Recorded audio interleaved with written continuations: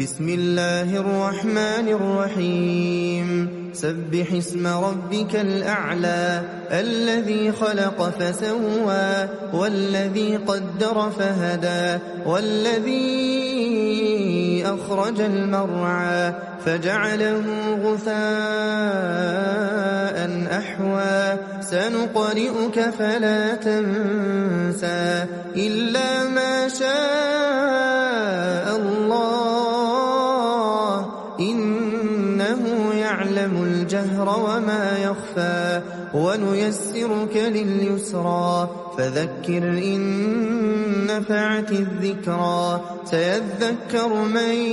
يخشى ويتجنبها الأشقى الذي يصلى النار الكبرى ثم لا يموت فيها ولا يحيا قد أفلح من